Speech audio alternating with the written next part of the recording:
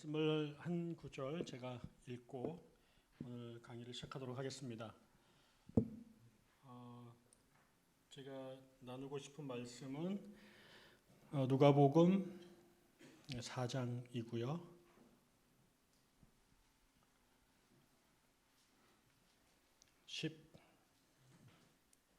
14절부터 16절부터 보겠습니다. 16절부터 19절까지 20절까지 이렇게 보면 될 것 같습니다. 제가 읽도록 하겠습니다. 저는 새 번역을 읽고 있어서 제 번역으로 읽겠습니다. 예수께서는 자기가 자라신 나사렛에 가셔서 늘 하시던 대로 안식일에 회당에 들어가셨다. 성경을 읽으려고 일어서서 예언자 이사야의 두루마리를 건네받아 그것을 펴시어 이런 말씀이 있는 데를 찾으셨다. 주의 영이 내게 내리셨다. 주께서 내게 기름을 부으셔서 가난한 사람들에게 기쁜 소식을 전하게 하셨다. 주께서 나를 보내셔서 포로된 사람들에게 자유를, 눈먼 사람들에게 다시 보게 함을 선포하고 억눌린 사람들을 풀어주어 주의 은혜의 해를 선포하게 하셨다. 예수께서 두루마리를 말아서 시중되는 사람에게 되돌려 주시고 앉으셨다. 회당에 모인 사람들의 눈이 예수에게 쏠렸다. 아멘. 오늘 우리가 읽은 말씀은 그 유명한 예수님께서 광야에서 시련을 당하시고 당신의 공생애를 시작하실 때 그의 고향이신 그 나사렛의 그 가버나움 회당에 가셔서 성경을 한 구절 읽으셨습니다. 그런데 그때 읽었던 성경이 다른 곳이 아니라 이사야서 61장이었습니다. 이사야서 61장에는 지금 읽은 것처럼 성령이 임하셨을 때 어떻게 할 건가? 가난한 사람들에게 복음을 전한다. 그리고 눈이 먼 사람들은 눈을 열게 하고 옥에 갇힌 사람들은 풀어주고 넘어져 있는 사람들은 일으켜 세우는 일을 하는 거다. 이 본문을 읽으셨습니다. 그래서 많은 사람들은 우리가 이 장면을 예수님의 어떤 생애의 출사표 이렇게 읽죠. 저는 지금부터 제가 1시간 조금 넘게 교회사 2000년 이야기를 번개 같은 속도로 한번 쭉 훑을 겁니다. 예수님도 하신 적이 없는 놀라운 일이죠.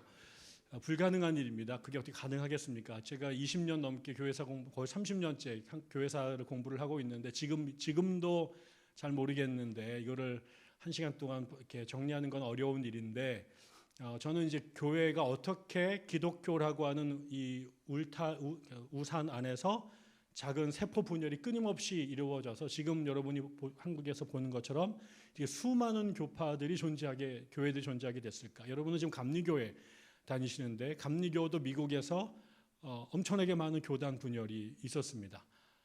그들은 다 이유가 있었습니다. 그리고 그 이유가 그때는 또 중요했지만 시간이 지나고 나면 왜 그런 짓을 했을까 싶을 정도로 그러고 나서 그렇게 나눠져 왔던 거죠. 그래서 기독교라고 하는 종교는 한 번도 단일한 종교로 존재한 적이 없습니다. 저는 그래서 수많은 기독교들이 존재한다 이렇게 표현을 합니다. 되게 낯선 표현일 수 있을 거예요. 그리고 그 교회들 안에는 공통점도 있고 아주 뚜렷한 차이점들도 있습니다. 그래서 같이 연합으로 예배를 드리는 것이 가능한 교회도 있고 어디 너무나 이질적이어서 도무지 한 지붕 안에 살 수가 없었기 때문에 집을 따로 차릴 수밖에 없었던 것이죠. 그럼에도 불구하고 그 수많은 버전의 기독교 혹은 교회들이 존재하는데 그것들을 여전히 기독교라고 명명할 수 있는 그건 뭐 때문일까? 도대체 무엇을 기독교라고 말하고 무엇을 기독교라고 더 이상 말할 수 없는 그건 뭘까? 십자가 꽂으면 다 기독교인인가? 목사가 강대상에 있으면 다 그런가? 그렇지 않습니다. 그것이 중요한 징표이고 요소임에도 불구하고 교회를 교회가 되게 하는 것이 과연 무엇일까에 대한 고민은 2000년 동안 끊임없이 다르게 생각하게 되었습니다. 지금도 교회가 지난 시간에 말씀을 드렸지만 고민이기도 하고 사랑의 존재가 됐는데 어떤 면은 너무나 비슷하지만 조금 더 들여다보면 너무나 달라서 도대체 이것들을 다 하나의 범주 안에 담을 수 있을까 싶을 정도로 상당히 큰 차이가 있습니다. 그럼에도 불구하고 그것들을 교회라고 말하는 건 뭘까? 그게 우리들의 고민인 거죠. 그래서 저는 그거를 기독교의 DNA라고 불러봅니다. 그게 결국 사람이 아무리 모양이 다 달라도 사람을 사람이게끔 하는 그 근본적인 종이라는 게 있잖아요. 스페시스. 거기에 사람을 만든 DNA가 있잖아요. 그래서 그 DNA를 가지면 모양이 다 다르고 다른 거 띄어놔도 세월이 지나면 비슷한 모양으로 다 원숭이랑 다른 그 존재로 존재하게 되잖아요. 저는 그 기독교 DNA의 핵심이 오늘 읽은 누가복음 4장에서 예수가 읽으셨던 이사야의 말씀이라고 생각합니다. 많은 학자들은 예수가 읽었던 성경들이 무지 많은데 그건 다 구약 성경이었죠. 그 당시에는 그 구약 성경 중에 예수님이 제일 중요하게 읽었던 텍스트는 단연 이사야서입니다.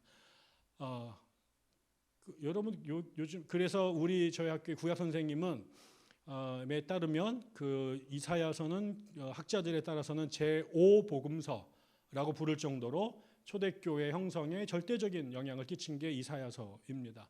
그 중에서 특별히 저는 이사야서 61장이 매우 중요하죠. 최근에 우리나라에 꽤 영향력 있는 찬양팀이 있잖아요. 아이제이아 61.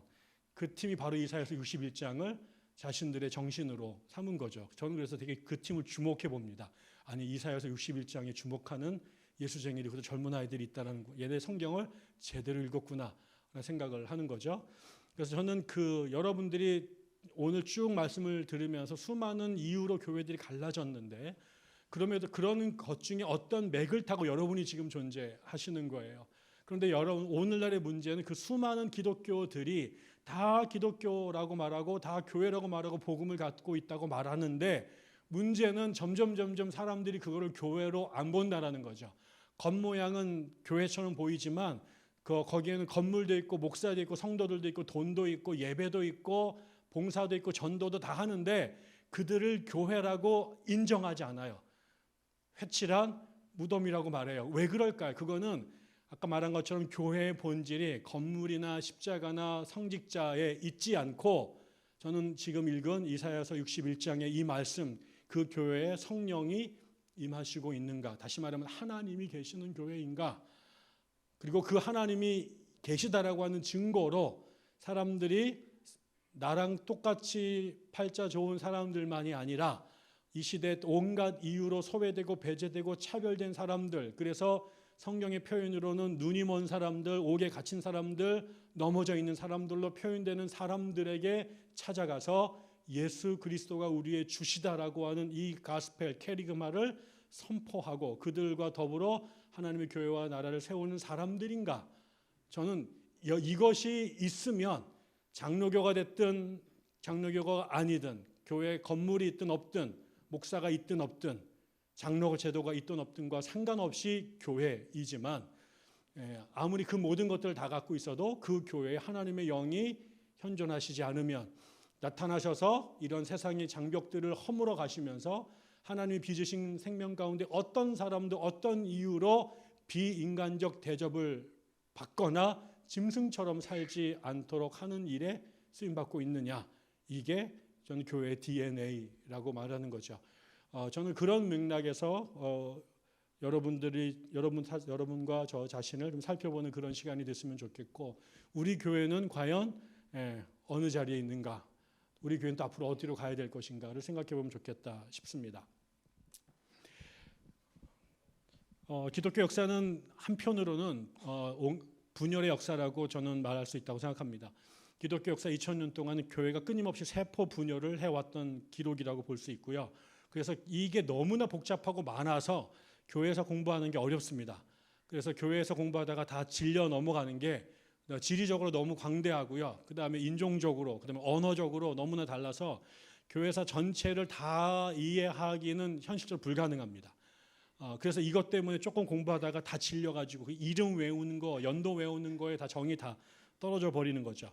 저는 이제 미국 종교사를 전공했는데 제가 박사과정할 때 한 한국의 유명한 교회사 교수님이 저희 학교에 동문이셨는데 안식년에 오셨습니다. 그리고 저를 도서관 앞에서 만나서 제가 그분 너무나 유명하신 분이라 제가 가서 인사를 드렸더니 저보고 뭐 공부하느냐 그러시더라고요. 저는 미국 종교사를 공부합니다. 그랬더니 그분 첫 마디가 너무 범위가 좁지 않은가 이렇게 얘기를 하더라고요. 그래서 제가 이분이 공부를 안 하시는 분이구나 라고 대번에 알았습니다.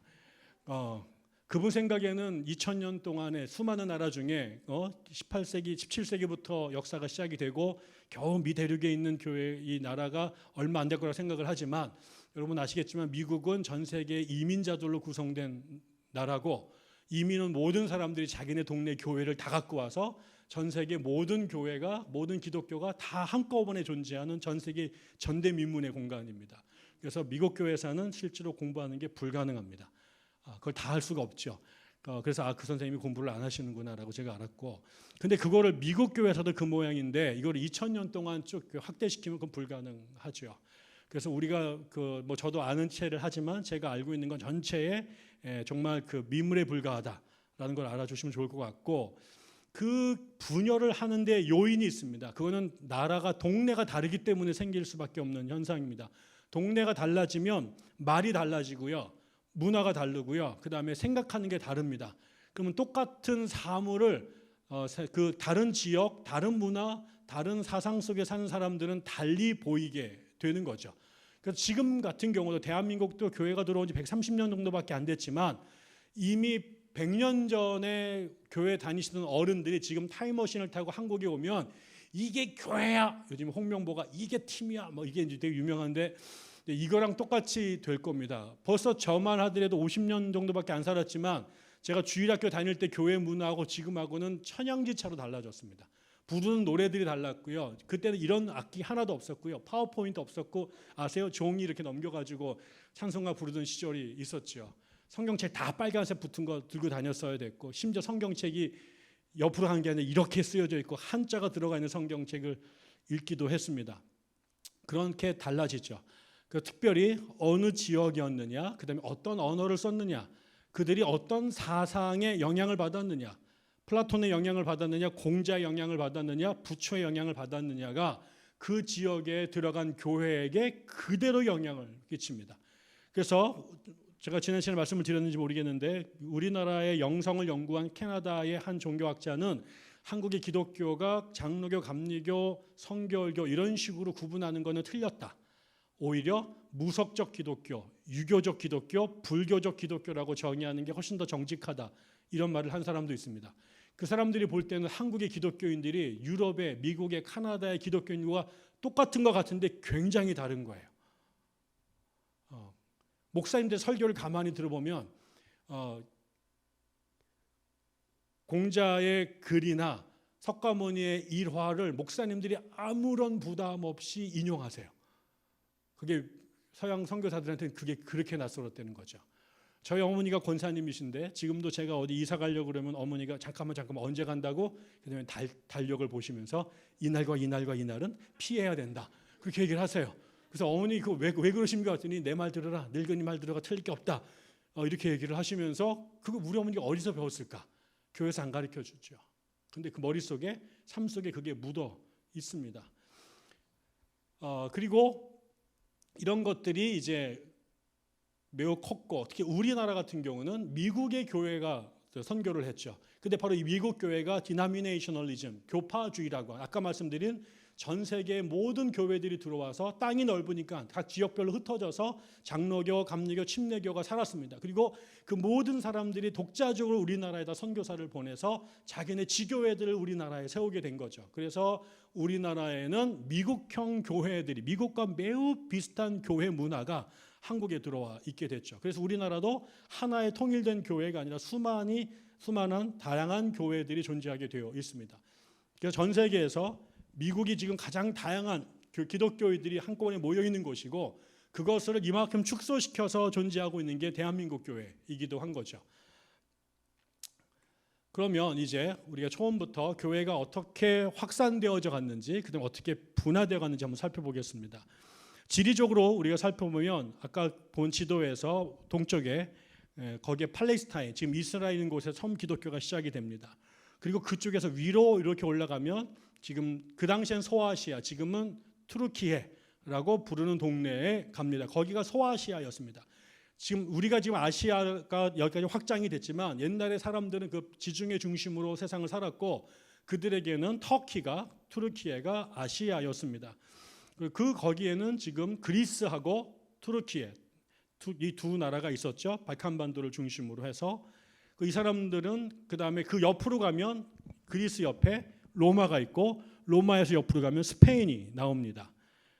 그리고 위쪽으로 쭉 올라가면 제일 밑에 이탈리아가 있고요. 이탈리아 위에 올라가면 지금 프랑스, 독일, 그 다음에 여기서 더 위로 올라가면 스칸디나비아 반도가 나오고 그 북해 옆에 가면 그 브리튼 섬, 잉글랜드가 있는 잉글랜드, 스코틀랜드, 아일랜드가 나오는 그 지역이 나오게 됩니다. 이쪽으로 교회가 다 간 겁니다. 그 다음에는 메소포타미아 지역으로 동쪽으로 가서 흩어졌습니다. 그래서 나중에 인도로 가고요. 그 다음에 중앙아시아, 그 다음에 중국 넘어서 한국까지 복음이 들어오게 되었습니다.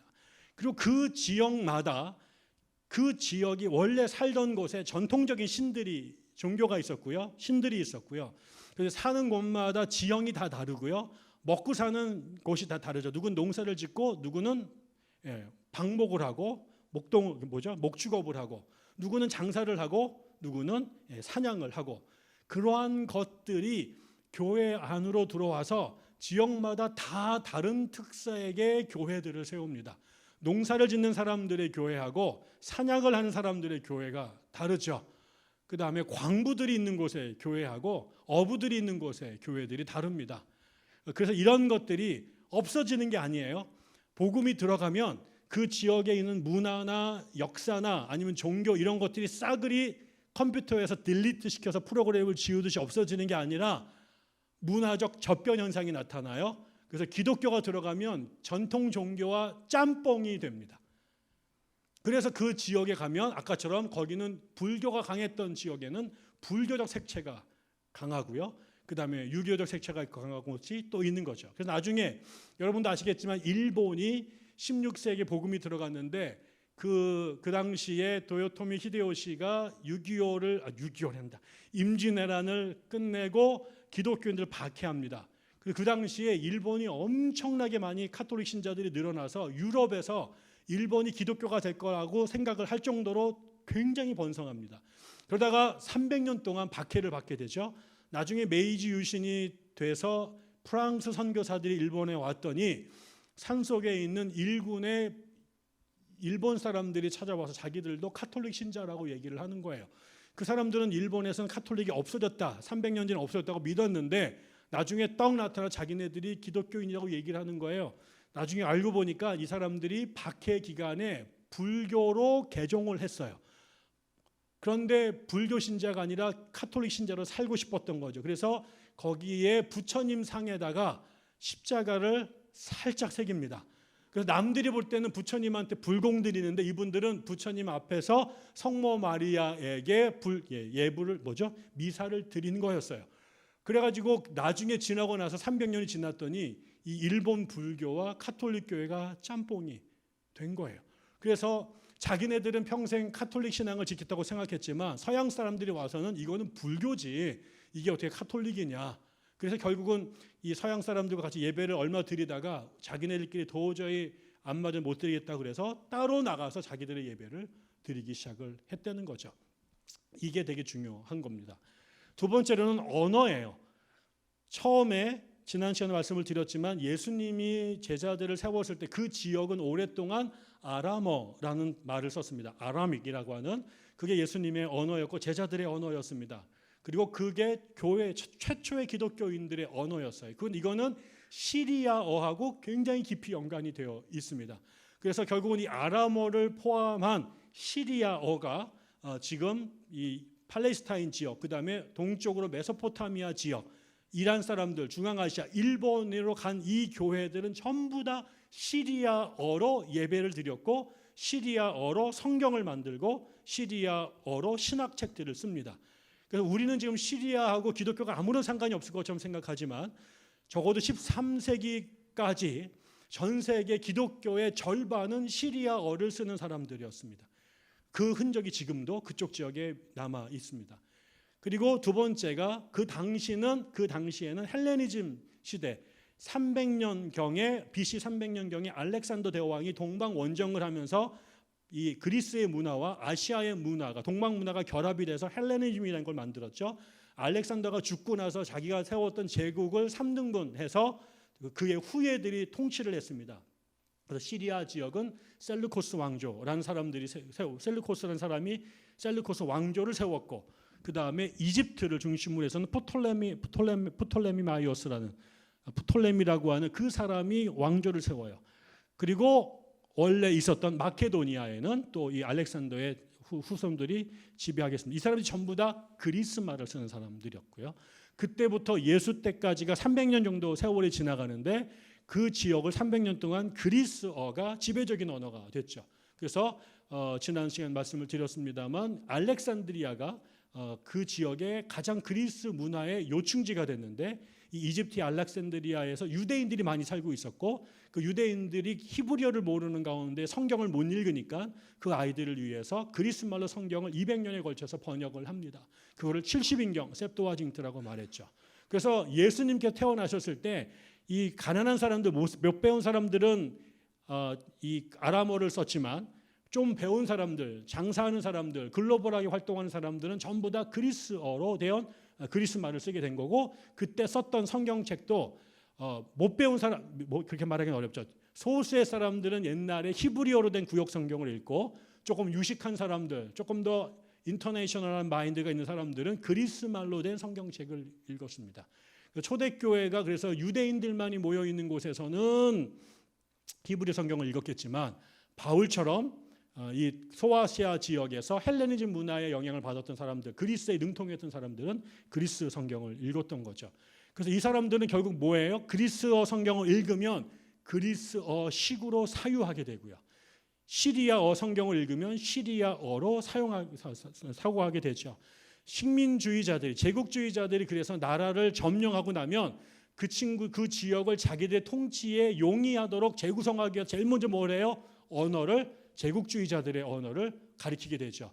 일본 사람들이 조선어 말살 정책을 해서 우리나라에게 일본어를 가리키게 되고, 한국말 안 쓰게 되면 같은 조선 사람인데 일본 학교 가면서 일본어를 배운 아이들과 일본어를 배운 적이 없는 할아버지가 같은 조선인의 피가 흐르지만 10년, 20년이 지나고 나면 밥상 앞에서 대화가 안 됩니다.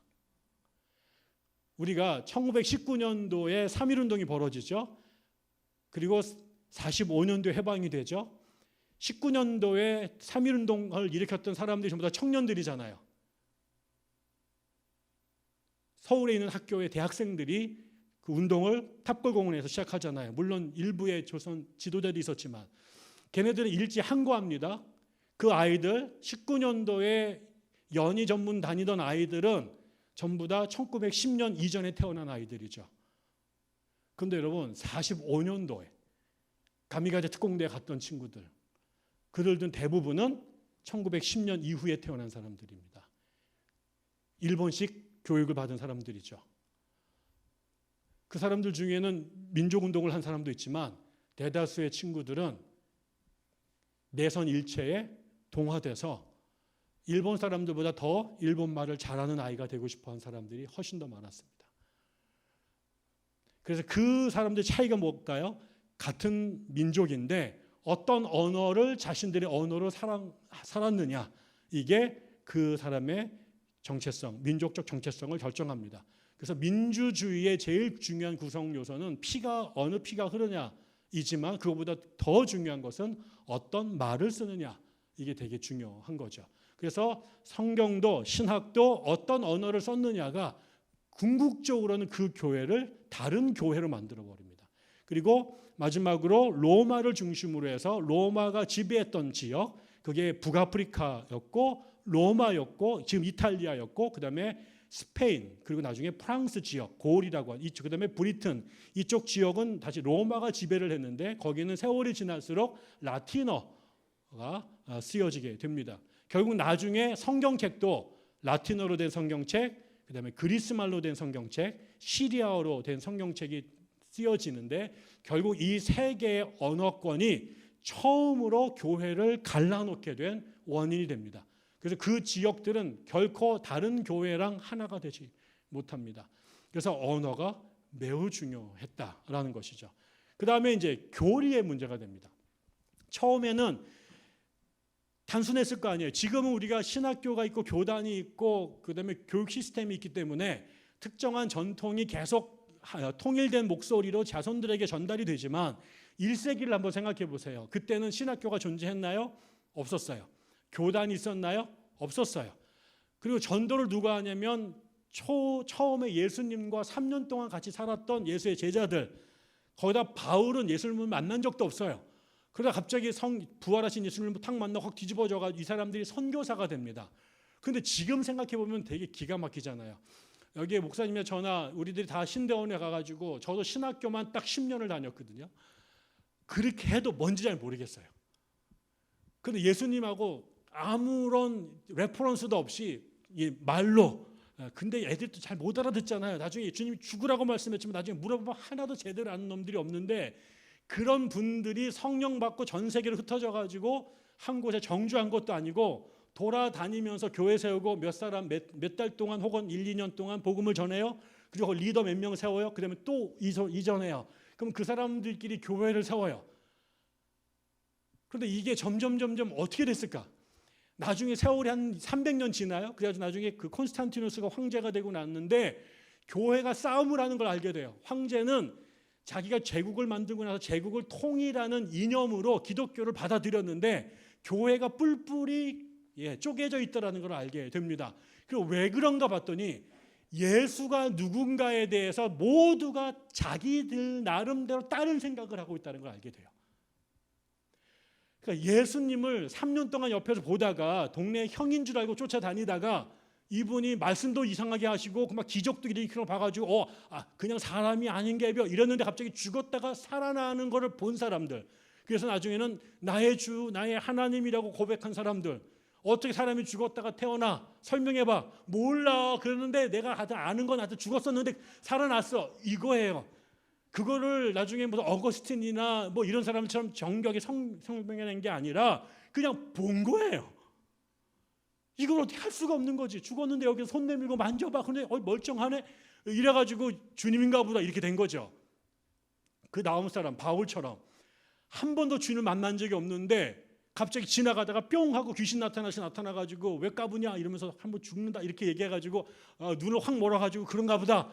이 사람도 만나긴 만났어요. 그런데 한 번도 육체적으로 만나본 적이 없잖아요. 그 사람하고도 또 차이가 있을 거예요. 그 다음에 이 사람들에게 전도받은 사람들, 그래서 이 사람들이 그 다음에 한 번도 주님을 만난 적이 없는데 사람을 통해 가지고 예수라는 사람이 살았는데 죽었다가 살아났대, 그분이 하나님이래 라고 말하는 얘기를 들었어요. 근데 그 이야기를 들은 동네마다 아까처럼 우리식으로 말하면 유교가 번성하던 지역, 불교가 번성하던 지역, 무속이 번성하던 지역으로 들어간 거예요. 그럼 이 이야기를 누가 잘 설명해 주는 사람도 없고 나라에서는 못 믿게 하고 몰래 믿다가 걸리면 죽고, 이런 사람들이 자기네끼리 모여서 아까 일본의 불교도가 된 카톨릭 신자들처럼 몰래 신앙생활을 하다가 300년 만에 딱 만났더니 예수 얼굴 그려봐 그랬더니 누구는 동그랗게 그리고 누구는 네모나게 그리고 누구는 눈이 까맣고 다 다른 거예요. 이 문제를 해결한 역사가 1700년 동안 지금 교회 역사입니다. 지금도 여러분들 보고 각자 여러분이 생각하는 예수에 대해서 써봐 이러면 상당히 다를 겁니다. 지금도 삼위일체를 인정하는 교회와 죽었다 깨어나도 그건 인정 못하겠다고 말하는 유니테리언 교회가 성령을 예수님 안에서 독자적으로 역사하시는 또 하나의 위격으로 보는 사람과 옆에서 보조장치로 생각하는 사람들과 예수님을 사람이라고 볼 거냐 신이라고 볼 거냐 둘 다라고 볼 거냐, 그럼 어떻게 둘 다냐, 70%가 신이고 30%가 인간이냐, 아니면 50대 50이냐 1대 9냐, 이걸 갖고 사람들마다 다 달랐습니다. 이 문제를 해결하기 위해서 325년에 제일 처음 회의가 열립니다. 그래서 처음으로 전 세계에 있는 신학자들이 한 곳에, 니케아라고 하는 곳에, 지금 터키에 있는 곳인데 거기서 모여서 물어봤어요. 그랬더니 그 두 가지가 입장이 다른 거예요. 예수하고 아버지하고 관계를 어떻게 이해할 것인가. 왜? 오랫동안 세상에서는 하나님은 한 분이라고 믿었거든요. 그런데 갑자기 어떤 애들이 나타나서 예수님도 하나님이라고 말한 거예요. 그 당시에 그 유럽에 유명했던 이교도 철학자들이 그 당시에는 무신론자가 없었어요. 다 신의 존재를 믿었어요. 그리고 신이 온갖 동네마다 여러 개가 있었잖아요. 그 사람들 중에서도 세상을 지으신 하나님의 존재는 그 이름을 알라라고 말하든 가시라고 말하든 야훼라고 말하든 그 절대자가 있다는 건 인정한다 그랬어요. 그러나 나사렛 목수의 아들 예수를 이 사람이 뛰어난 사상가나 철학자나 종교자라고 하는 것까지 인정이 되는데 그 사람을 하나님과 똑같은 또 다른 가시라고 말하는 것은 말도 안 된다라고 이교도들은 생각했어요. 이게 그렇게 어려운가 봐요. 제가 지난번에 미국에 우리 학교랑 자매결을 맺은 학교에 갔는데 그 총장님하고 밥을 먹는데 그 둘째 아들이 어릴 때 아주 신앙이 좋았던 애인데 30대 신앙을 버렸어요. 근데 장가를 가는데 안 믿는 자매, 얘도 교회를 안 다니고 안 믿는 자매랑 결혼해가지고 시에 가가지고 그냥 5분 만에 의식을 하고 결혼이 된 거예요. 근데 지금 생각해도 아무래도 이건 너무한 것 같아요. 그래서 아버지를 찾아와서 아버지가 목사니까 아버지가 교회에서 결혼식을 한 번만 더 해주세요. 그런데 아빠 조건이 있어요. 아빠가 목사라 너무너무 하나님 막 이런 거 떠들면 나 그거 안 되는데 내가 어디까지 양보하냐면 하나님이 계시다. 여기 내가 동의한다. 그런 말 해도 괜찮다. 설교 시간에. 그런데 Jesus is God. 이거 안 된다. 이 말은 절대 하시면 안 된다. 아니 그냥 퉁쳐도 될 것 같고 그냥 아버지 기분 좋게 한번 해줄 수도 있는데 그 아이는 양심상 나사렛 예수를 하나님이라고 말하는 것은 도무지 자기가 받아들일 수가 없다.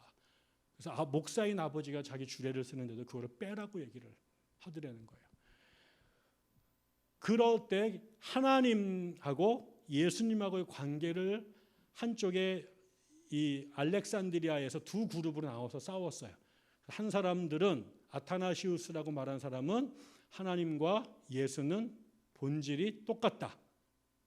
그래야 예수의 죽음이 우리 모든 인류를 구원하기 위한 완벽한 희생 제물이 될 수 있는 거다. 예수가 흠이 있다면 불완전한 신이라면 그의 죽음은 불완전한 구성물이 될 것이다.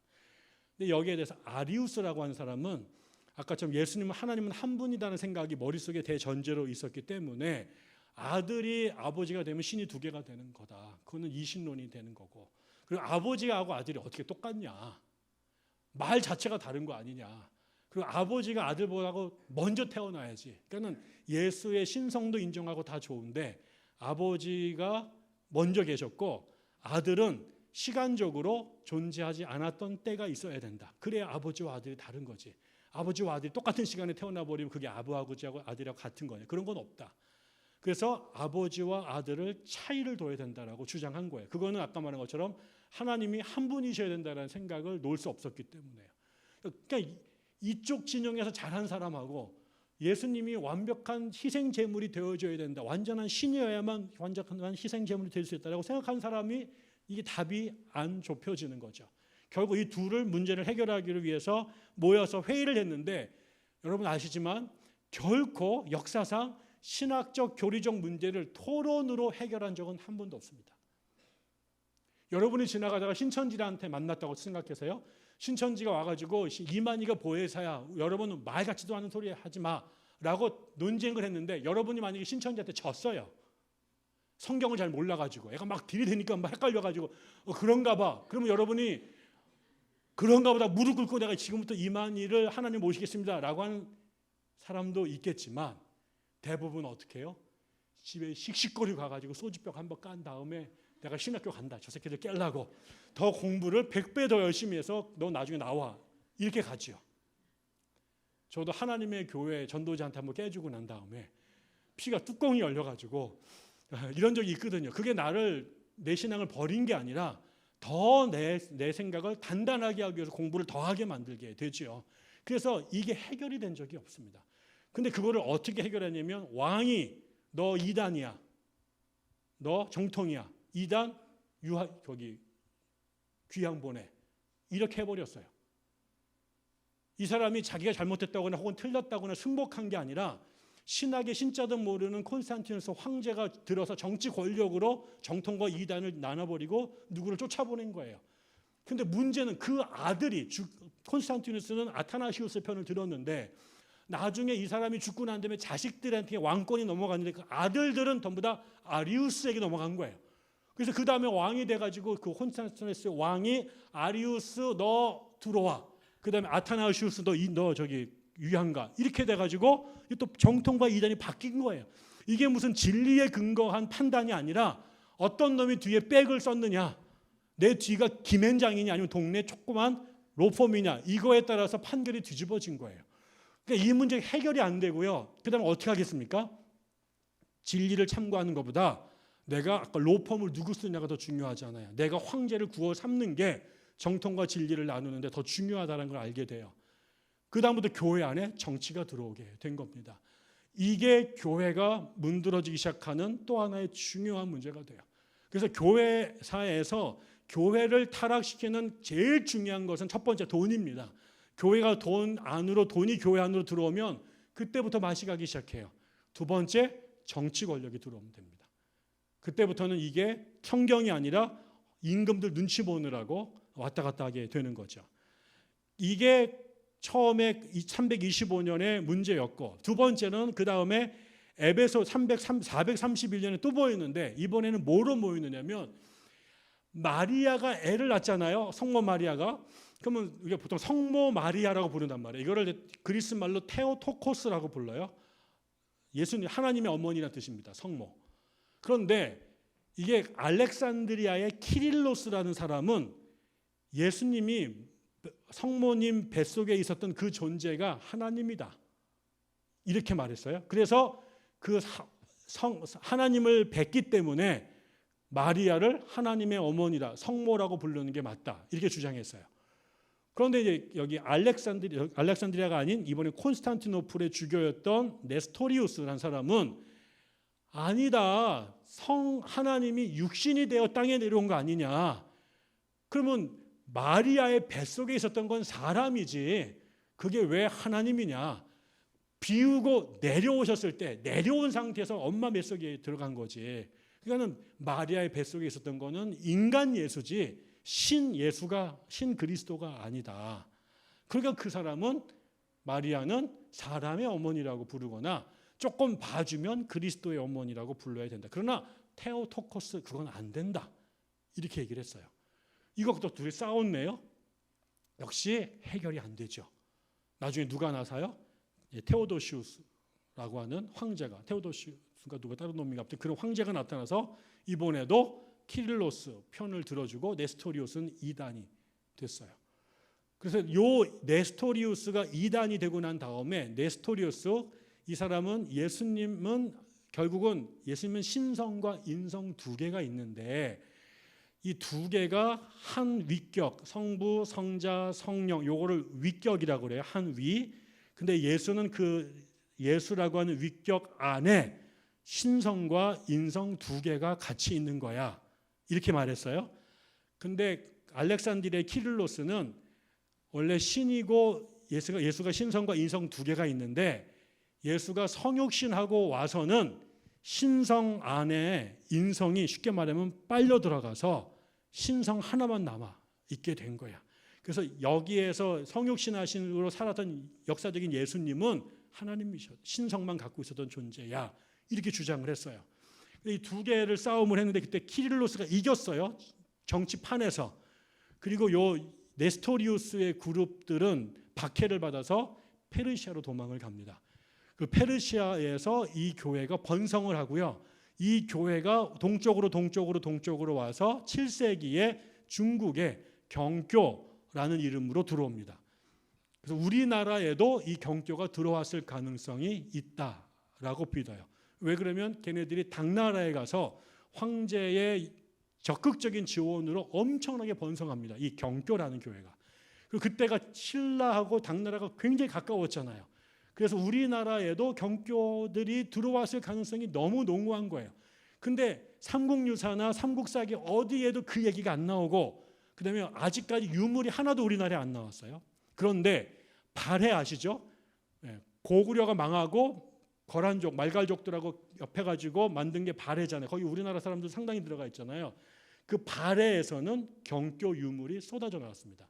그래서 한반도에도 들어왔을 가능성이 있다라고 믿는 사람들이 인디아나 존스의 성배를 찾는 것처럼 지금 이 유물을 찾는데 혈안이 돼 있습니다.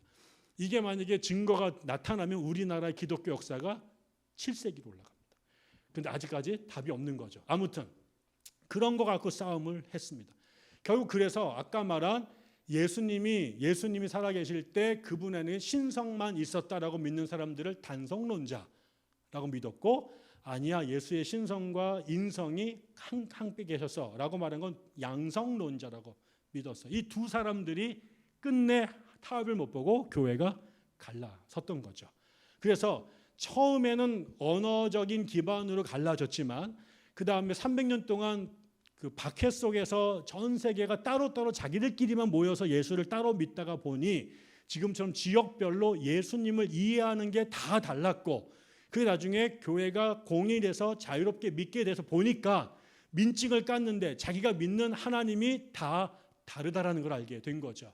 그때부터 이 그림을 하나로 통합하려고 하는 노력들이 교회 안에 있었는데, 그때마다 동의한 사람들은 남고 동의 안 하는 사람들은 또 나가고, 그래서 교회들이 계속해서 한 번 통합되면 세계가 생기는 일들이 벌어지게 된 겁니다. 그러다가 중세가 됩니다. 중세가 되면, 중세가 보통 서로마가 467년에 게르만 민족들에 의해서 멸망을 당하거든요. 그때 그래서 5세기 때부터 중세에 들어갔다고 얘기를 하는데, 쭉 가다가 1054년에 동방교회하고 서방교회로 나눠집니다. 서방은 그러니까 로마 가톨릭 교회가 서방교회고요. 동방교회는 나중에 그 당시에 그리스 정교회, 나중에는 또 로마 정교회, 그러니까 러시아 정교회라고 하는 정교회, 오소독스 처치로 나누어집니다. 우리는 사실은 이거랑 관계가 별로 없었어요. 그러다가 우리나라가 구한 말에 이 고종이 아관 파천 하잖아요. 아관이라는 게 러시아 공사관인데, 그때 우리나라가 러시아가 상당히 영향력이 컸습니다. 그때 우리나라의 러시아 정교회의 사제들이 우리나라에 들어와서 아현동에다가 지금 성당을 짓습니다. 그런데 좀 있다가 러일 전쟁에서 러시아가 지잖아요. 그래서 쫓겨납니다. 그리고 우리나라에 소수의 정교회 사람들만 있다가 6.25 때 우리나라를 도와준 16개 나라 중에 그리스가 있었대요. 그래서 그리스 사람들이 우리나라에 다시 와서 지금 우리나라의 그리스 정교회의 영향을 받는 정교회 신자 한 3,000명 정도 있답니다, 우리나라에. 그러니까 그렇지만 거의 존재감이 없었기 때문에 우리랑 상관이 없다고 생각하지만, 처음 하나였던 교회가 가장 크게 둘로 나누어진 게 11세기 1054년입니다. 그때 동과 서로 나누어지는데, 이 나누어진 가장 중요한 이유가 서쪽은 라틴어를 쓰는 동네고 동쪽은 전부 다 그리스어를 쓰는 곳이었습니다.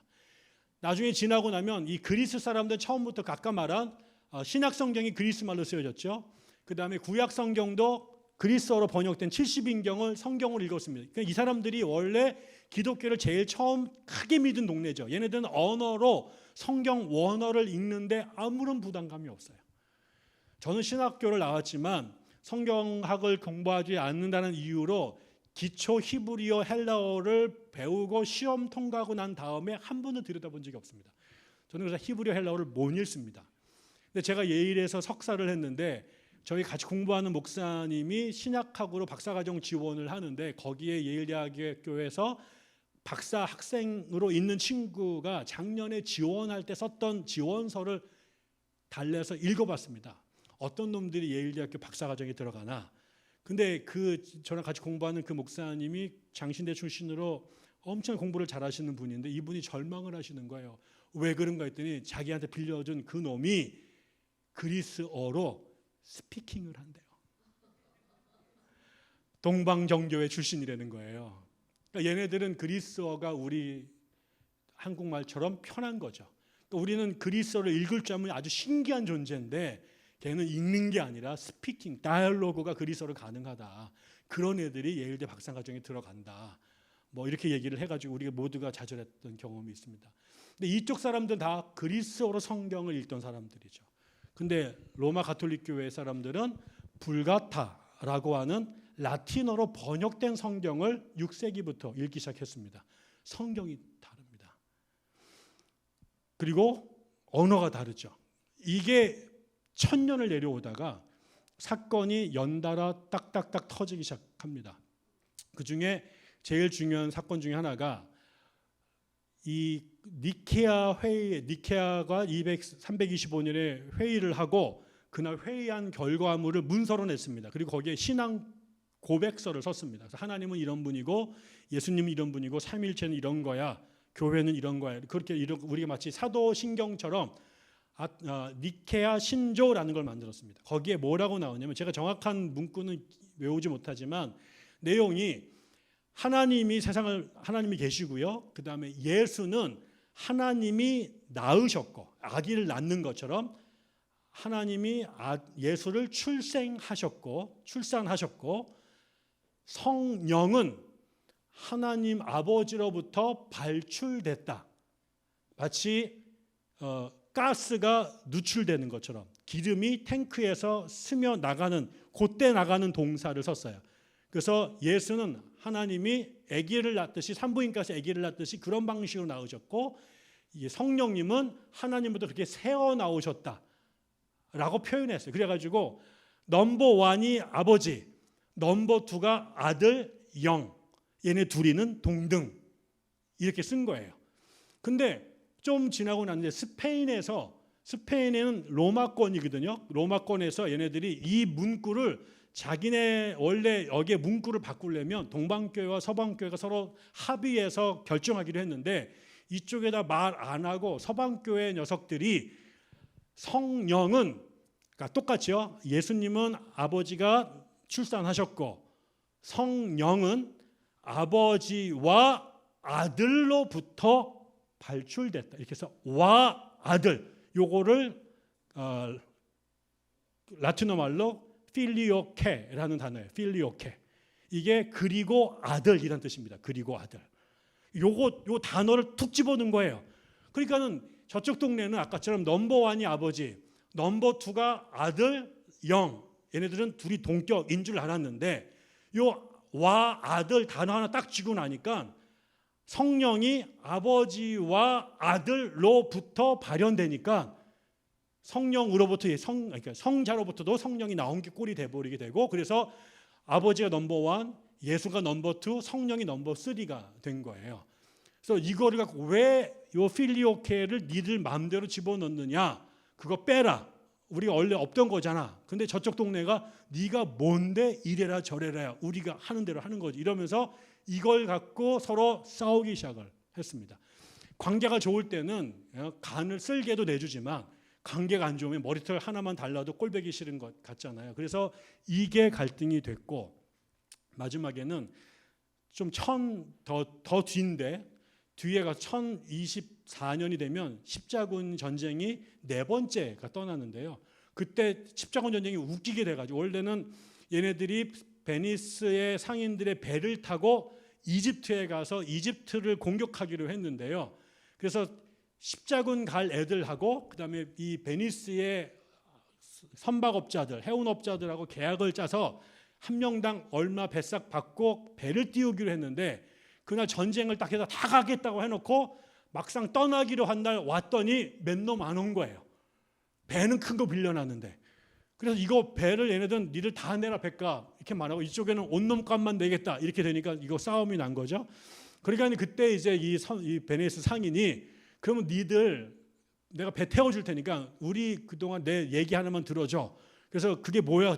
우리 베니스가 통치하던 식민지가 하나 있는데, 가자라고 한, 짜간가 뭔가 뭐 있으면 제가 자라라고 하는 동네가 있는데, 얘네들이 지금 반기를 들어서 반란을 일으킨 거예요. 그래서 니들이 이집트 가기 전에 쟤네들 좀 건드려주고 정리해주면 내가 배값 안 받을게. 그래서 얘네들이 십자군 가려고 하다가 갑자기 자라, 거기도 같은 기독교 국가입니다. 거기 가가지고 애들을 다 작사를 냅니다. 그리고 나니까 그때 또 마치 이 콘스탄티노플, 이 지금 동방정교회의 센터가 되어 있는 지금 이스탄불에, 거기서 쿠데타가 일어나가지고요, 황제가 쫓겨났습니다. 이 쫓겨난 황제의 아들이 또 여기를 찾아와서, 우리 아버지가 지금 그 임금 쫓겨나가지고 망명정부 생활을 하는데, 십자군 전쟁 니들이 나 도와줘서 우리 아버지 다시 왕으로 삼아주면 돈 줄게. 그러니까 얘네들 지금 이집트 떠나지도 못하고요. 그래가지고 계속 그 알바를 하기 시작한 거죠. 그래서 얘네들 그 다음에 여기 콘스탄티노플에 가가지고 그 반란군들을 다 척결을 하고 황제를 돌려줬어요. 그리고 난 다음에 얘네들이 이스탄불에서 3일 동안 약탈과 강간을 허용을 합니다.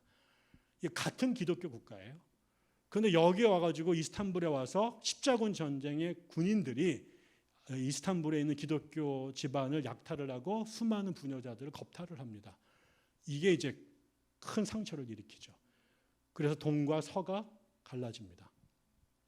그래서 언어가 달라서 믿는 것도 달랐는데 이집트 이슬람들 공격하라고 십자군 모아놨더니 거기는 가지도 않고 여기서 엉뚱한 짓거리를 하면서 이게 씻을 수 없는 상처를 입게 되죠. 이게 또 갈라진 겁니다. 그러니까 신학적인 이슈로도 갈라지고 정치적인 이유로 갈라지만 이런 몹쓸 짓을 한 역사적인 상처들이 또 교회를 갈라놓게 된 거죠. 그 다음에 13세기가 되면 또 갈라지는데 그때는 13세기가 되면 이게 유럽의 기독교가 유럽이 전성기가 됩니다. 돈이 많아지거든요. 그런데 이때가 되면 희한한 일들이 벌어지는데 교회 안에 성직자들이 우리식으로 말하면 뚱뚱해집니다. 그리고 주지육림에 빠지게 되고요. 성적으로 타락하게 되고 이때 제일 중요한 이슈 중에 하나가 뭐냐면 성직자들의 성직 매매예요. 성직을 돈을 주고 삽니다. 내가 어느 교회 담임 목사로 가는데 돈을 받아요. 이거를 상납을 해야 되는 거죠.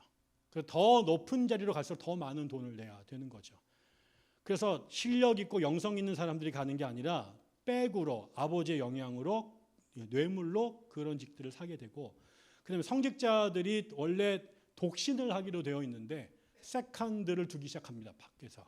그래서 사생아들을 낳기 시작을 해요. 얘네들은 그게 불법이었기 때문에 이 태어난 애들은 호적에 집어넣을 수가 없어요. 이게 사회적으로 큰 문제가 되는 거죠.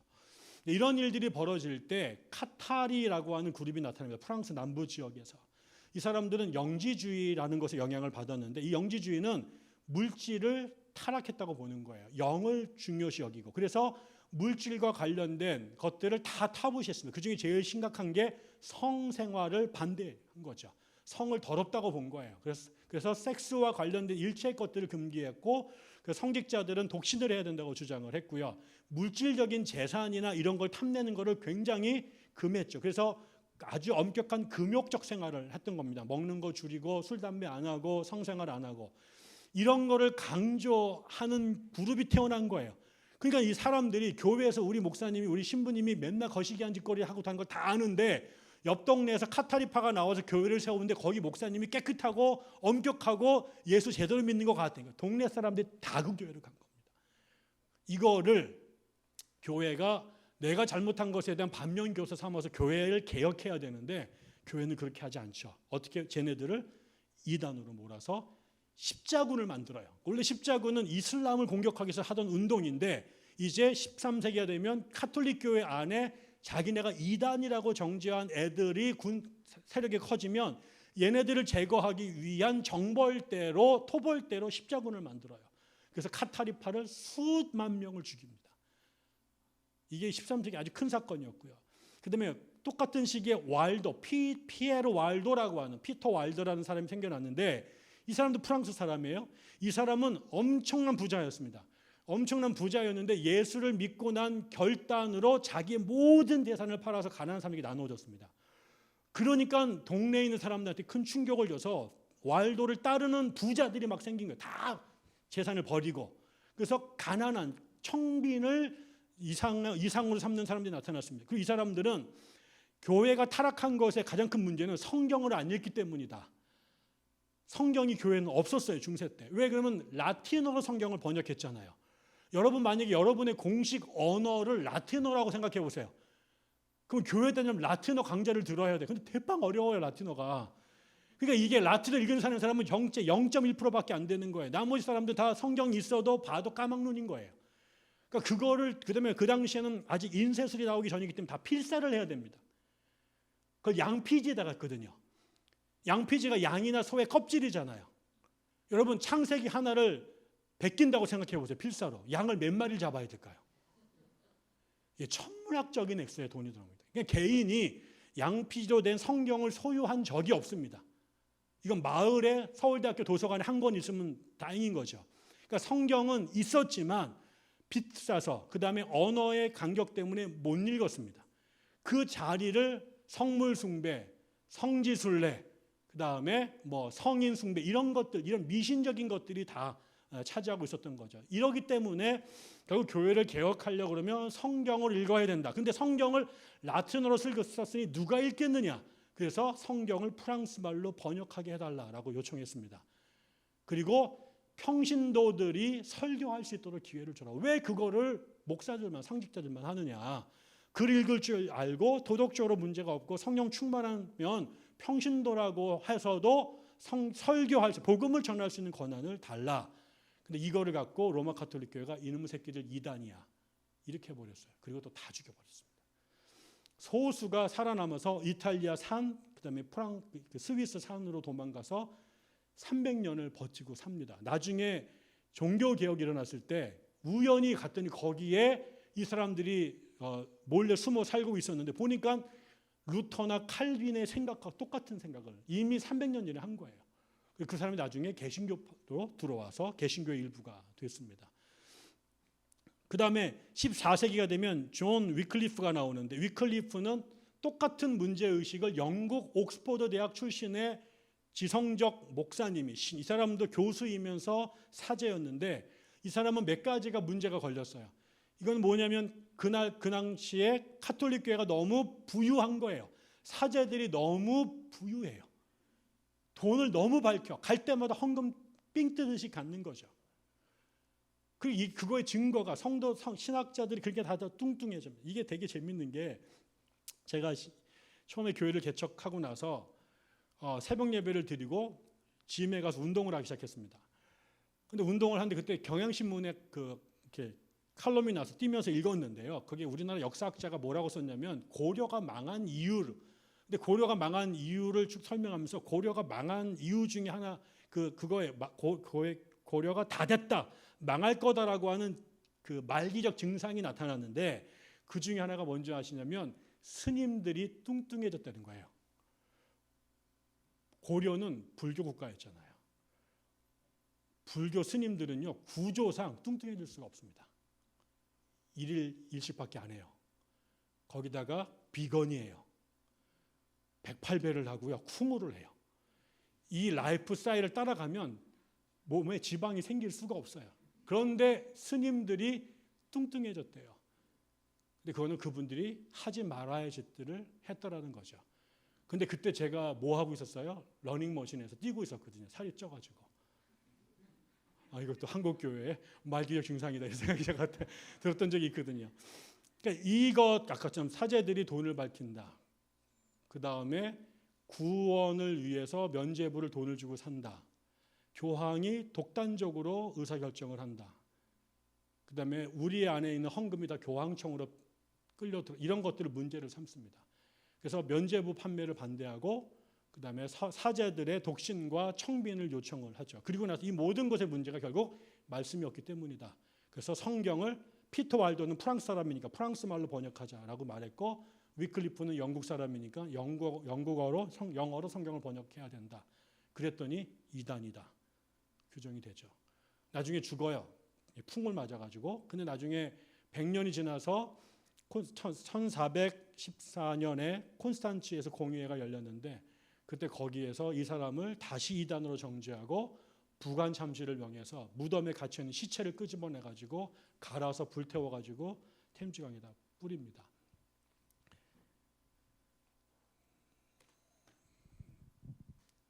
(3분의 1밖에) 못했는데 시간이 다 됐습니다. 하나만 더 하면 중요한 건 끝낼 것 같습니다. 그리고 나서 이제 16세기 종교개혁이 되어지는데요. 종교개혁은 여러분이 아시는 것지만 가톨릭 교회가 타락을 합니다. 타락을 하는데 지금 우리가 만약 교회를 향해서 바라보면서 이거는 교회가 이러면 이렇게 썩은 건 썩은 거야, 이렇게 되면 안 돼 라고 여러분이 생각하는 모든 아이템이 16세기 로마 가톨릭 교회에 그대로 다 있습니다. 제일 중요했던 것은 아까 구원이라고 하는 것이 하나님의 은혜로 믿음으로 구원받는 게 아니라 내가 착한 일을 하면 그 공적이 쌓여져서 포인트가 쌓여서 천당에 간다고 가르쳤습니다. 근데 그러면서 이 그 당시 중세는 죽음이 만연하던 시대였거든요. 위생 엉망진창이었고요. 의학이 발전하지 않았고요. 전쟁이 끌피더면 벌어졌고요. 기근이나 그다음에 이런 재난이 금방 있었고 그다음에 흑사병이 끌피더면 돌았습니다. 그래서 아이들 그 당시 평균 16세기의 평균 수명이 30 정도밖에 안 됐습니다. 그리고 20살까지 사는 아이들은 거의 기적 같은 거였죠. 그래서 아이들이 그 당시에 제일 문명이 발달한 게 프랑스였는데 프랑스 왕실에서도 공주가 아기를 낳으면 10명 중에 7명이 죽었습니다. 그런 시대에 죽는 것이 늘 집안의 애들이 태어나면 대부분이 죽었고 나머지는 또 그다음에 질병 걸려 죽었고 아니면 전쟁 끌려가서 죽었고 그다음에 병 걸려 죽는 게 다반사였던 시대. 그래서 이 죽음이 매우 임박했는데 문제는 가톨릭 교회는 천당, 지옥, 연옥이라고 하는 우주관을 만들어서 대죄, 다시 말하면 하나님을 안 믿거나 배교하면 그냥 지옥에 갑니다. 그러나 어떤 사람도 아무리 잘 살아도 천당에 바로 들어갈 수 없습니다. 누가 하면 들어가느냐? 예수님, 예수님의 제자들, 그 다음에 순교자들. 요 정도 돼야 천국으로 직행가고 나머지 것들은 아무리 잘 살아봤자 연옥에 갑니다. 이 연옥은 세컨 찬스를 주는 거예요. 연옥에서 감옥처럼 살다 보면 때가 되면 그 다음에 이제 수용 시간이 다 되면 천당에 간다고 믿었어요. 그래서 사람들의 관심은 다 연옥에 퓨거토리에 가는데 어떻게 하면 연옥에서 있는 시간을 줄이느냐 이게 이제 중요한 문제가 됩니다. 그래서 이거를 갖고 유럽의 교회가 장사를 하기 시작했습니다. 연옥 장사를 한 거죠. 그 중에 제일 누가 이제 처음 사고를 쳤냐면 1096년에 십자군 전쟁을 일으킬 때 십자군을 해서 저기 지금 이스라엘에 가서 그 아랍 그 사라센들과 싸워서 성지를 탈환해야 되는데 가면 다 죽거든요. 아무도 안 가려고 그러잖아요. 그래서 이때 우르바누스 2세라고 하는 교황이 뭐라고 얘기를 하냐면 이번에 예루살렘의 자이툰 부대로 참전하고 돌아온 사람들에게는 한 번에 천당에 갈 수 있는 그 티켓을 끊어준다. 그게 이제 그 면죄부였어요. 그래서 이번에 자이툰으로 월남 갔다 오면 구원이 보장이 되는 거예요.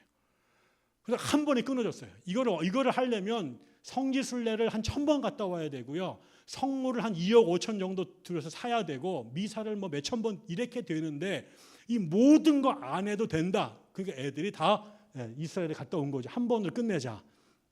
좀 지나고 나니까 대규모 성전 지을 때 토목공사할 때 노가대 필요하잖아요. 그때 하나 끊어줄게 천당 갈 사람 그럼 쭉 온 거죠. 그다음 나중에 세월이 지나니까 이게 살아있는 사람 다 산 거예요. 그 다음에 어떻게 해요? 가톨릭은 죽은 사람도 교인입니다. 우리는 죽으면 끝나잖아요. 그런데 가톨릭 사람들은 돌아가신 분들도 여전히 우리 교회 교인이에요. 그리고 우리가 기도하면 그분에게 영향을 끼쳐요.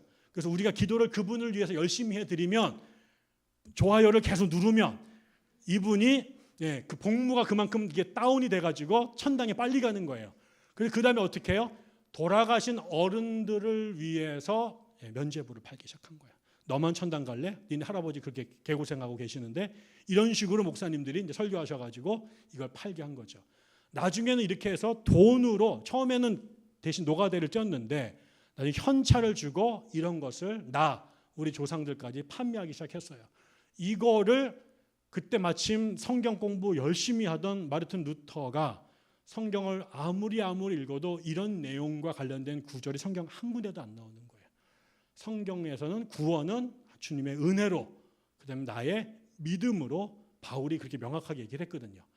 이 얘기를 했더니 가톨릭 교회가 너 이단이야 또 이렇게 얘기한 거죠. 루터는 이거를 자기 독일 사람이니까 이 이야기를 결국은 문제는 성경을 안 읽었기 때문에 생긴 미신이다. 성경 조금만 알면 이게 전부 다 구라라는 걸 다 아는데 성경을 안 읽으니까 뻥을 쳐도 구라를 쳐도 사기를 쳐도 다 그런 줄 아는 것. 그래서 그럼 결국 성경을 가르쳐야 되는데 성경이 지금 라틴어로 되어 있으니까 독일 사람들이 읽도록 독일말로 번역하자. 그리고 예배 시간에도 떡 먹는 것만 하지 말고 말씀을 선포하는 설교 시간을 더 드리자. 그때도 설교는 라틴어 사람들 그때 미사도 다 라틴어로 드렸거든요. 그 라틴어는 라틴어 배운 사람만 알아요. 나머지는 뭔 말인지 아무도 몰라요. 다 졸고 있으면 뭐혹 에스트 코르푸스 메움 뭐 이런 막 떠들고 나면은 그런가 보다 그러고 나와 그러면 이제 하나 빵을 주는데 포도주는 또 신부님만 마십니다. 여러분 떡 먹고 이거 안 마시면 얼마나 꼴깍하는 줄 아세요 이거? 뭐 이렇게 졸고 있다가 나와서 하나 뭐 그게 예배였는데 그거를 깨부시죠. 그래서 성찬식이 역대가 이거를 졸로 밀고 성경 강대상을 여기다 갖다 놓고 설교자도 미사를 집례하는 성찬식을 집례하는 사제가 아니라 말씀을 선포하는 프리처가 되어야 된다. 그래서 사람들이 성경을 듣기 시작을 하게 되고 성경을 배우기 시작을 하게 된 거죠. 그랬더니 이단이라고 결정한 거예요. 그리고 그 똑같은 생각을 루터보다 20년 뒤에 나온 사람이 장 칼뱅이라고 하는 프랑스 사람이 했고 나중에 루터의 영향을 받은 사람들하고 그다음에 칼뱅의 영향을 받은 사람들 그다음에 카톨릭 사람들이 싸움을 또 합니다. 이게 다 찢겨지게 되죠. 그래서 교회가 로마 카톨릭 사람들, 루터를 따르는 사람들, 그다음에 칼뱅과 칼뱅의 선배였던 찌빙글리를 따르는 사람들로 쪼개집니다. 교회가 3등분이 됩니다. 그래서 카톨릭 교회가 다 유럽에 있는데 독일 남부, 그다음에 스칸디나비아 반도 이쪽 지역에 루터 교회가 세워지게 되고요. 그 다음에 스위스 제네바에서 칼뱅이 이 운동을 시작했는데 루터도 죽고 찌빙글리도 죽고 나니까 전 유럽의 똑똑한 친구들이 칼뱅 밑에서 종교개혁 신학을 공부하러 유학을 옵니다. 스위스로요. 그래서 거기서 공부한 사람들이 다 자기네 나라로 돌아가서 칼뱅의 생각을 전파하죠. 그래서 프랑스로, 그 다음에 스위스로, 그리고 네덜란드로, 그 다음에 영국으로 들어가서 칼뱅의 생각이 전 유럽으로 확산이 됩니다. 특별히 영국에서는 칼뱅의 영향을 받는 칼뱅과 루터의 영향을 받으면서 영국 국교회가 생깁니다. 그게 지금 영국 성공회죠. 영국 성공회가 세워졌는데 이 성공회가 나중에 성공회는 카톨릭 교회랑 굉장히 비슷했습니다. 근데 여기에서 칼뱅의 영향을 좀 더 받은 사람들이 스위스에서 칼뱅이 개혁을 하는 걸 보고 우리 영국도 똑같이 그렇게 개혁하면 좋겠습니다 라고 얘기를 해요. 근데 얘네들이 와서 보니까 성공회에 여전히 신부님들이 카톨릭 신부님처럼 똑같은 옷 입고 미사도 똑같은 방식으로 드리고 절기도 똑같이 섬기니까 여기 우리 교회 안에 너무나 카톨릭적 냄새가 너무 많이 난다. 이거 다 치워내고 칼뱅처럼 카톨릭 교회가 완전히 일소된 새로운 교회를 세우자.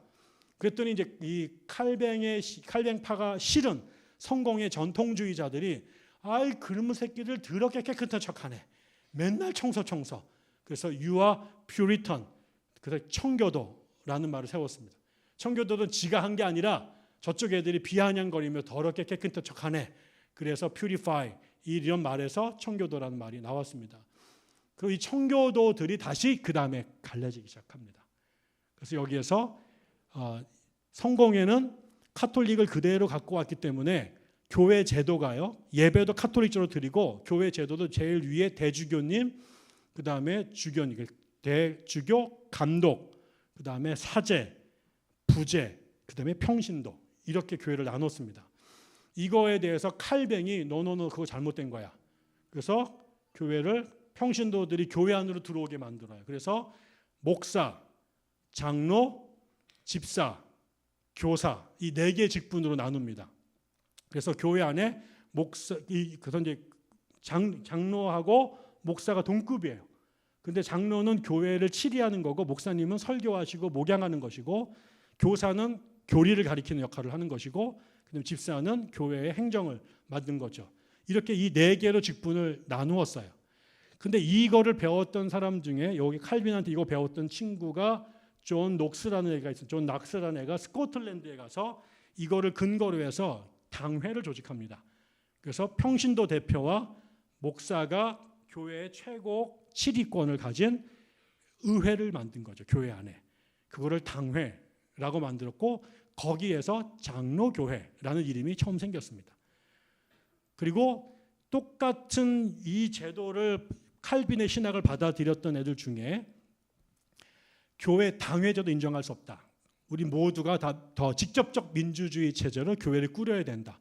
이 사람들이 장로교란 말, 신학은 다 똑같아요. 근데 교회의 운영 체제만 장로 당회를 없애고 회중 전체가 같이 집사님들이 회의하는 시스템으로 회중교회라는 걸 만들어요.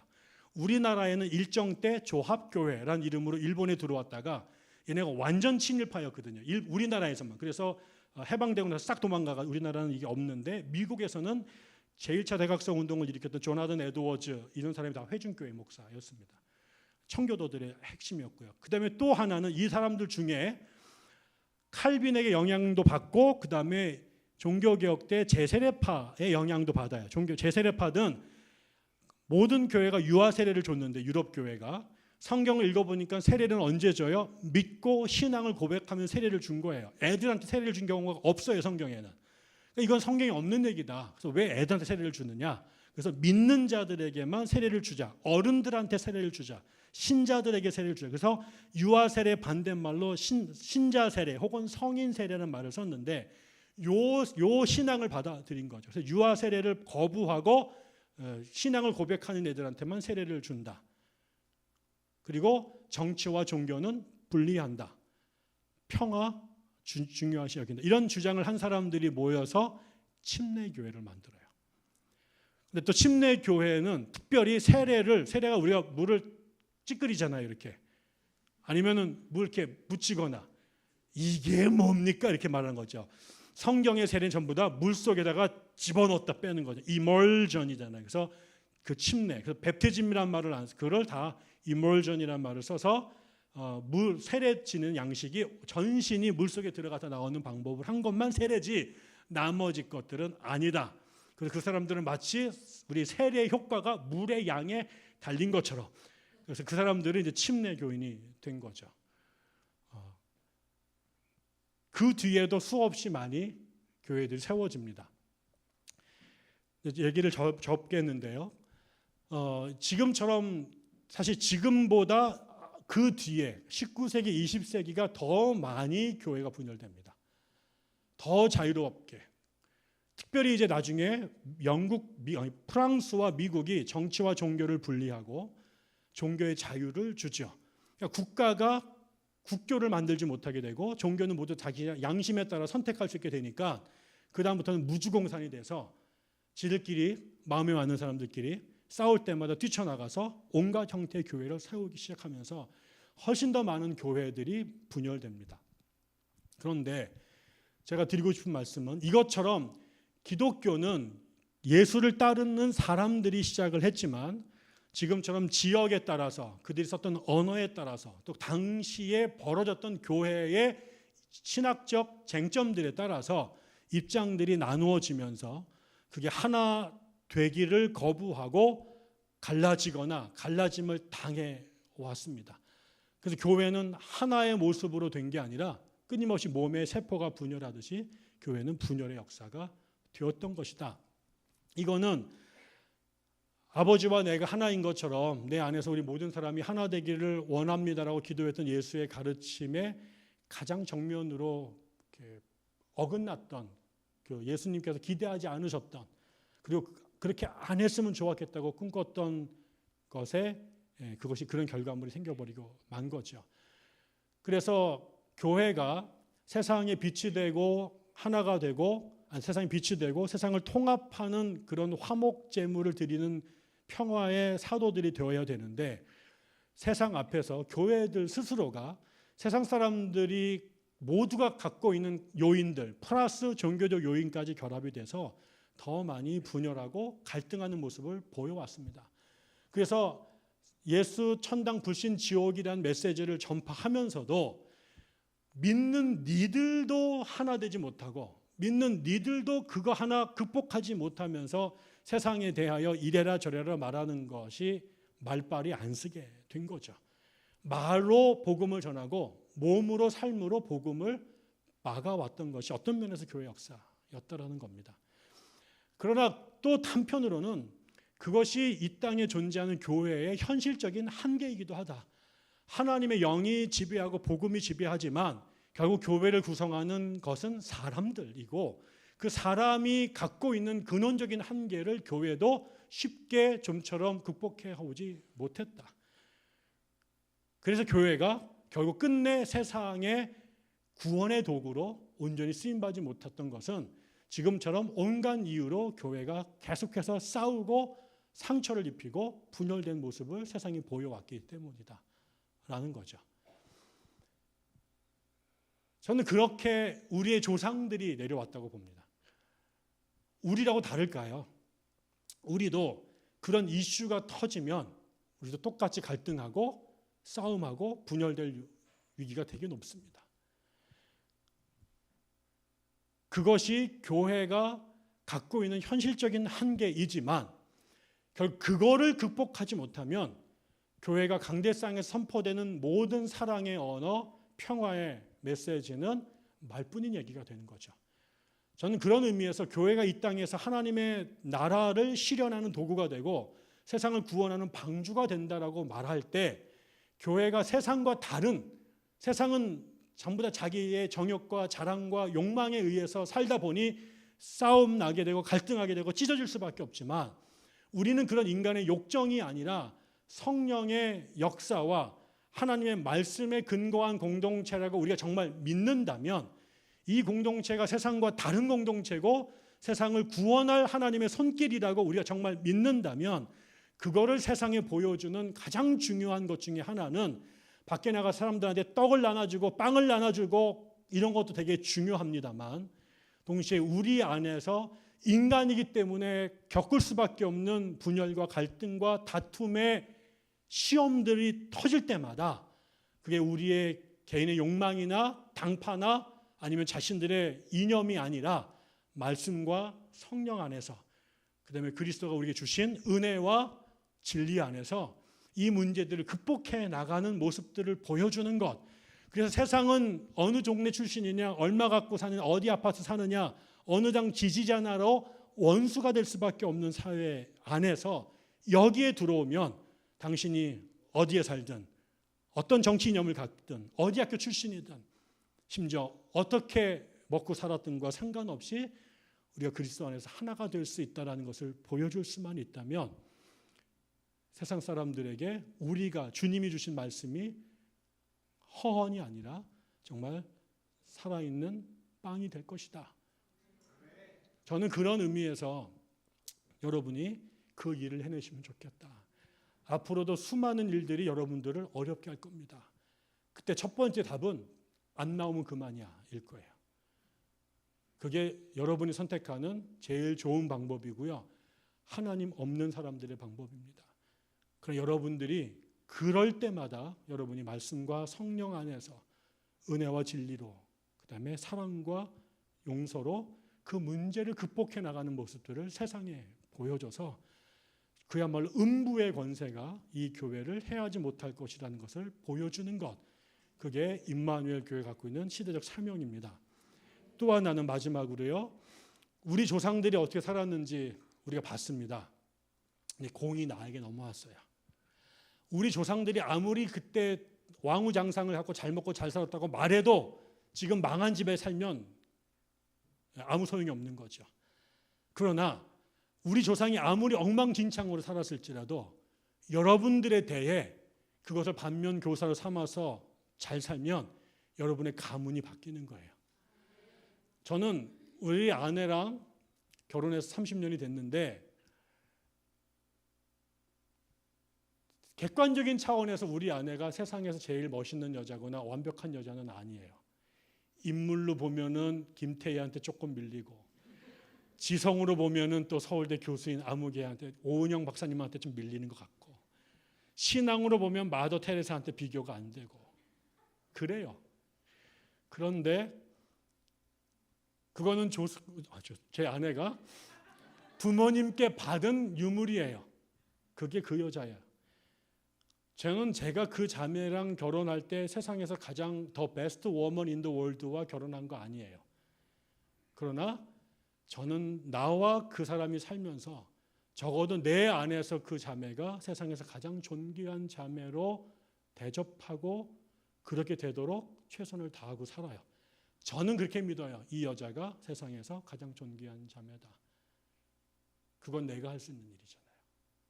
내가 해야 될 일이잖아요. 설령 우리 아내가 나를 만나기 전에 어떻게 살았을지 모르지만 나를 만나서 만들어간 삶은 우리가 어떻게 할 수 있는 거잖아요. 내가 그의 과거를 어떻게 할 수 없어요. 그의 부모를 어떻게 할 수 없어요. 그러나 지금 내 옆에 있는 이 자매에게는 내가 어떻게 하는 건 내게 달린 문제잖아요. 이거는 나에게 누구한테 책임을 밀 수가 없잖아요. 우리의 조상들이 어떻게 살았는지, 우리의 조상들이 어떤 실수를 했는지 그러나 그 과거를 바꿀 수는 없어요. 근데 드디어 여러분들에게 교회가 손에 주어졌어요. 여기에 모인 사람들이 빚는 대로 교회가 빚어질 거예요. 우리가 팔자가 그랬기 때문에 우리 가게에 그런 저주가 흐르기 때문에 우리에게는 안 돼. 이 변명이 안 돼요. 여러분에게 달렸어요. 여러분이 어떤 생각을 갖고 어떻게 기도하고 어떻게 머리를 맞대면서 빚는가에 따라서 임마누엘 교회가 정말 하나님이 계시는 살아있는 계시체가 될지 아니면 이름만 기가 막혀진 말씀과 입과 말씀과 실체가 분열되어 있는 교회가 될지는 여러분에게 달려있다.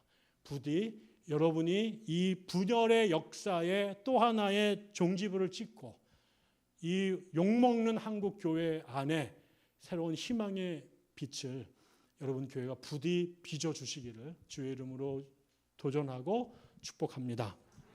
기도하겠습니다. 하나님 아버지, 오늘 이 시간을 저희들이 허락하여 주심을 인하여 감사합니다.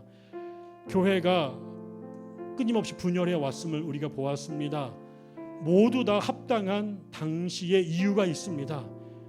그럴 수밖에 없었습니다. 그러나 그것이 정답도 아니었고 자랑할 것도 아니었습니다. 그래서 오히려 세상을 구원해야 될 하나님의 방주로서의 교회가 세상에게 짐이 되고 부담이 되고 심지어 조롱과 비난의 대상이 되었습니다. 그래서 당신의 영광을 드러내야 될 하나님의 교회들이 하나님의 영광을 가리우는 그림자들이 되었습니다. 이제 그 공이 우리에게 넘어왔나이다. 하나님 기도합니다. 이 임마누엘 교회를 축복하여 주셔서 이 과거의 부끄러운 역사가 당연하고 마땅한 것이 아니라 얼마든지 바꿀 수 있는 것이었음을, 새롭게 역사가 가능함을 우리들이 만천하에 보일 수 있도록 인도하여 주시옵소서. 지역과 언어와 민족이 우리를 갈라 놓았지만 그것보다 더 높은 곳에 당신의 영과 진리의 말씀이 우리에게 있음을 깨닫고 그것들이 무에서 유를 창조하셨던 것처럼 흑암 속에 질서와 빛을 생명을 창조하셨던 것처럼 당신께서 임마누엘 교회를 이 시대에 빛나는 교회로 세워주시기를, 어떤 것 속에서도 하나됨을 완성해가는 아름답고 귀한 교회가 될 수 있도록 역사하여 주시옵소서. 감사드리며 예수님 이름으로 기도드립니다.